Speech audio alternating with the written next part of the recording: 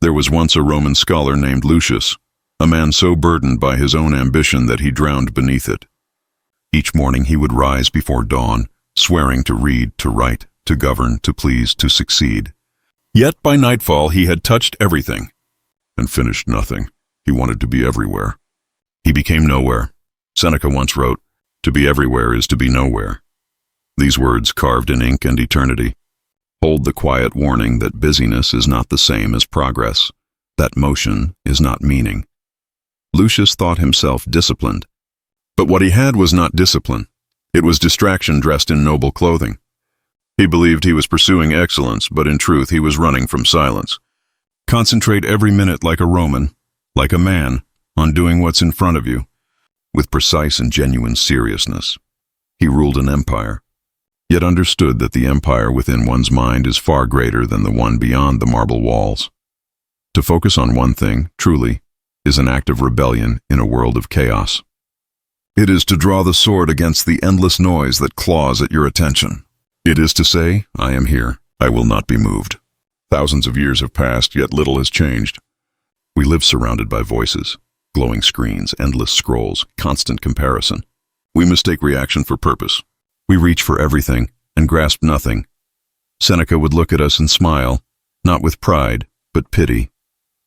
For he knew that man's greatest weakness is not failure, it is diffusion. We scatter our minds across too many tasks, too many desires, too many fears. And then we wonder why our hearts feel divided, our progress fragmented, our peace elusive. To be stoic is to practice presence, to give the fullness of yourself to the moment before you. When you eat, eat. When you work, work. When you listen, listen. Do not half live. Do not half love. Do not half think. Depth, not breadth, is the path to mastery. A soldier sharpens his blade slowly, rhythmically, one motion, one sound. Each strike deliberate. A stoic life is like the sharpening of a sword. If you rush the process, the blade will bend. If you stay with it stroke by stroke, it becomes capable of cutting through anything, even chaos itself. Are you sharpening the blade of your mind, or are you scattering it into fragments, dull, unsteady, unfocused? Enough. He learned that greatness is not achieved by chasing everything, but by mastering one thing at a time. He became known not for how much he did, but for how deeply he lived. So too must you learn this ancient art. Focus is not about exclusion, it is about elevation. It is the decision to honor the present moment above all others. It is the courage to say, this matters. The rest can wait, because when the mind is whole, life itself becomes whole. You have power over your mind, not outside events. Realize this, and you will find strength. These words from Marcus Aurelius were not written for emperors alone, but for every man and woman who seeks peace in the storm. So, today, begin with one thing. Do it as if the universe itself watches, as if the gods have given you only this moment. For in truth they have. In the heart of battle, silence is the most dangerous sound. It's the breath before chaos. The pause before rage consumes reason, and it was in this silence that a young soldier named Gaius stood, trembling, sword in hand, eyes filled with fury. Moments ago, he had watched his closest friend fall. Now his heart burned for vengeance. Every muscle in his body screamed for action. Every thought whispered the same temptation. Strike. Make them pay. A firm hand gripped his shoulder. It was his general, the emperor himself, Marcus Aurelius. Hold, he said quietly. The enemy you must conquer first is within. This is the battle every man faces, not against others, but against himself, against his anger, his lust, his envy, his fear. Epictetus once wrote, "No man is free who is not master of himself. Freedom is not found in the absence of chains, but in the absence of chaos within the mind." You see, we all have our battlefields. Some fight with swords, others with words, and many fight silently against the storms inside their own chests. Seneca wrote, "All the greatest torments are the result of an undisciplined mind." He knew that the undisciplined heart reacts. The disciplined one responds. And that difference, that split-second pause, defines the fate of every life. When anger rises, the Stoic does not suppress it. He studies it. He asks, what is this feeling trying to tell me? What story am I believing right now? He does not strike immediately, because he knows that impulse is the language of slaves. Patience, the language of kings. You have power over your mind, not outside events. Realize this, and you will find strength. He wrote it not as advice to others, but as a reminder to his own restless heart, a man surrounded by war, betrayal, and politics, yet still seeking peace within. To master your impulses is to master your destiny. Are you the commander of your soul or its captive? Most of us fail these quiet battles. We lash out when offended. We retreat when afraid. We indulge when tempted. And then we wonder why life feels out of control. But the Stoics knew the external world will never bow to our will. Only the inner world can be governed. And when the mind obeys reason, the heart follows peace. So how does one conquer impulse? Through awareness, through pause, through deliberate choice. Epictetus taught that philosophy was not something to read, but something to practice every day, in every moment. He said, "First say to yourself what you would be, then do what you have to do." It begins in the smallest moments. When you want to reply in anger, breathe. When you crave distraction, sit with silence. When you're tempted to escape, stay with the discomfort until you understand it. Each pause is a victory. Each silence a triumph. Back on the battlefield, Gaius lowered his sword. Rain poured down his face, or were those tears? He turned and saw the body of his friend lying still. His vengeance could not bring him back, but restraint, that rarest of virtues, could preserve what was left of his soul. Marcus placed a hand on his shoulder again. "Now you are a soldier," he said quietly. "Not because you fight, but because you endure." The greatest act of strength is not in striking back, but in holding still. Not in shouting, but in understanding. Not in reacting, but in choosing. The world will test you. It will tempt you to surrender your reason for reaction, your calm for chaos. But remember, every time you pause before acting, you conquer the battlefield within, for no man is free who is not master of himself. There are two kinds of storms in life, the ones that rage around us and the ones that rage within. The Stoics feared neither, for they learned that every storm, seen or unseen, is but a rehearsal for the next. Seneca once wrote, "Rehearse them in your mind, exile, torture, war, shipwreck. All the terms of our human lot should be before our eyes." He did not write these words to fill men with dread, but to prepare them for truth. Because truth, unlike comfort, cannot be taken from you. He is not afraid of what is coming. He has already faced it in his mind. He has seen the loss, the hunger, the pain, and met them with composure. So when they arrive, they find him ready. This is the Stoic art of premeditatio malorum, the premeditation of evils. It is the training of the soul, the deliberate imagining of adversity, not to live in fear, but to live without it. We spend so much of our lives avoiding discomfort, shielding ourselves from uncertainty. Yet when the inevitable happens, when loss, pain, or betrayal knock at our door, we crumble, not because the event is unbearable, but because we never prepared to bear it. Seneca warned us, "It is not the man who has too little, but the man who craves more, that is poor." He knew that expectation is the architect of disappointment. When we expect ease, every difficulty feels like injustice. When we expect life to be hard, every moment of peace becomes a gift. To rehearse hardship is to free yourself from it. When you imagine loss, you become grateful for what remains. When you imagine failure, you cultivate the strength to rise again. When you imagine pain, you lessen its sting when it finally arrives. The Stoic does not dwell in despair. He trains in it, the way an athlete trains in the cold. He knows that fortune is fickle, that the gods give and take without reason. So he learns to stand steady when the winds shift. Begin each day by telling yourself, "Today I shall meet interference, ingratitude, arrogance, deceit, jealousy, selfishness." All these things happen to them because they do not know good from evil. He wasn't being cynical. He was being prepared. He knew that forewarned is forearmed, that to expect imperfection is to disarm disappointment. There is a quiet strength in expecting difficulty. It transforms anxiety into readiness, fear into discipline, chaos into calm. Imagine the worst, not to suffer twice, but to suffer once. To see the shadow before it falls is to rob it of its power. Every profession, every life, every heart that endures does so through preparation. We train our bodies for war, our skills for work. But how many of us train our minds for loss, for grief, For disappointment, Seneca would tell us, if you wish to be unshaken, rehearse the shake.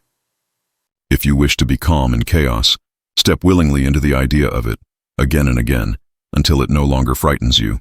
The sailor who expects waves does not curse the sea. He simply adjusts his sails.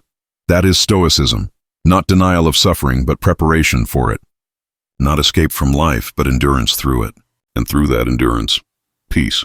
So tonight, when you lie in bed, do not pray for an easy life. Pray for a ready soul. Close your eyes and imagine loss, not to wound yourself, but to strengthen the heart that must face it. Picture failure and let it teach you humility. Picture pain and let it reveal your courage. Then open your eyes with gratitude for all that still remains. For as Seneca taught, the man who has prepared his mind against every misfortune has disarmed them all. Comfort is a silent killer of greatness. It lulls the spirit into softness, a slow decay that feels like peace. But Seneca knew better. He wrote, "Difficulties strengthen the mind, as labor does the body." This is the philosophy of voluntary hardship, the choice to endure difficulty, not because we must, but because we can. Each year he would leave behind his mansion for 7 days. No servants, no gold, no feasts. He would sleep on stone, eat coarse bread, and drink water from the river. And as the days passed, something remarkable would happen. The noise in his mind would quiet. The fears that haunted him would fade. And when he returned home, he no longer feared losing it. Seneca believed that if you choose hardship before it chooses you, misfortune loses its teeth. When you live for a while with less, you discover how little you truly need. When you suffer by choice, you become stronger than suffering itself. In today's world, we call it discomfort. The Stoics called it training. And every great soul, from ancient philosophers to modern warriors, has known this truth. Ease does not build endurance. Challenge does. Marcus Aurelius, in the cold camps of Germania, would sleep on the ground with his soldiers, an emperor, lying in the mud. He knew that luxury weakens and simplicity strengthens. He knew that comfort breeds dependency, and dependency breeds fear. So he trained himself not to need comfort, so that when it was gone, his peace remained. Do not indulge in dreams of having what you have not, but reckon up the chief of the blessings you do possess, and then thankfully remember how you would crave for them if they were not yours. This was not poetry. It was armor. Hardship is not the enemy. It is the teacher. It strips away illusion, the illusion that life owes us ease, that happiness is comfort, that meaning can be bought or found in luxury. It shows us who we are when everything soft is gone. Every time you choose the harder path, to wake early, to exercise discipline, to hold your tongue instead of lashing out, you build strength invisible to the world but vital to your soul. We live in an age that fears discomfort. We call it pain, failure, or weakness, but the Stoics called it practice. Seneca once asked, "What is the worst that can happen? Lose your wealth? You have already learned to live with little. Lose your home? You have already slept beneath the stars. Lose your reputation? You have already built peace and solitude." And so, by deliberate hardship, a man becomes untouchable. He was no longer owned by his possessions. He possessed himself. There is a sacred freedom that comes from choosing what others run from. When you walk through voluntary hardship, you discover that suffering is not your enemy.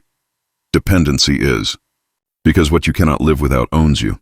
The Stoics practiced fasting, sleepless nights, simple living, not to prove superiority, but to remind themselves, "I am stronger than circumstance." They stripped away comfort, not out of punishment, but out of love for freedom. So when life is too easy, ask yourself, what are you training for? When was the last time you let yourself be cold, hungry, challenged? When did you last choose the difficult path, just to remember you could? Because each time you embrace discomfort, the soul expands, the fire burns hotter, the steel of your spirit hardens, and when the real storms come, loss, betrayal, pain, you will not break. You will bow and rise. Seneca was right. Difficulties strengthen the mind, as labor does the body. Seek them, embrace them, and let the fire forge you into something the world cannot destroy. As the empire slept, one man remained awake, writing by the dim light of a single flame. The emperor, the philosopher, the man who conquered not nations but himself. Marcus Aurelius called it the retreat within the soul, a sanctuary untouched by war or worry. He wrote, Nowhere can man find a quieter or more untroubled retreat than in his own soul. Every great civilization falls. Every hero fades. But the mind that knows how to be alone, that mind endures beyond time. We spend our lives surrounded by noise, the voices of others, the hum of ambition, the chaos of desire. Yet few ever hear the one voice that matters most, the voice within. Seneca advised, "Retire into yourself as much as possible." He did not mean isolation, he meant introspection. To withdraw from the crowd not in body but in thought. To sit quietly and ask, "Who am I when no one is watching?" Solitude is the forge of the soul. It melts away pretense, ego, distraction, until only truth remains. It is here, in the stillness, that the Stoic finds his strength, because in silence the mind reveals its true shape. We fear being alone because we have never met ourselves fully, but the Stoic welcomes solitude as a friend, a tutor, a mirror. He does not run from it. He walks into it willingly. He knows that wisdom grows in quiet soil. Epictetus once said, "It is in your power to withdraw yourself whenever you desire." Perfect tranquility within consists in the good ordering of the mind. He understood that peace is not a gift from the world. It is a decision, renewed each morning, reinforced each night. Alone he faced his own thoughts, envy, anger, regret, not as enemies, but as visitors. He listened. He learned. He let them pass. Even now, centuries later, the lesson is the same. If you wish to find peace, do not seek it in noise. Do not chase it in others. Find it in yourself. Sit in silence until the noise inside you fades. Watch your thoughts as clouds drift across the sky. Let them come. Let them go. And when the last thought passes, you will meet something vast and still, your truest self. This is not loneliness. It is mastery. The soul learning to stand without crutches, to love without dependency, to think without distraction, to act without fear. The man who learns solitude becomes unbreakable. Because no loss can shake what is rooted within. No exile can harm the one who carries home inside his heart. The Stoics taught us how to fight, how to endure, how to think, but above all, how to be still. In stillness, the soldier becomes a sage. In stillness, the noise of the world becomes music. And in stillness, we discover that the fortress we sought was never made of stone. It was built of thought, of virtue, of calm. So retreat inward, not to escape life, but to return to it stronger. Withdraw, not from duty, but from distraction. For the one who has mastered his solitude has mastered himself, and the one who has mastered himself cannot be defeated. Remember, you have power over your mind, not outside events. Realize this, and you will find strength. The Stoics left us no temples, no monuments, only wisdom carved in words and silence. Their empire fell, but their peace endures.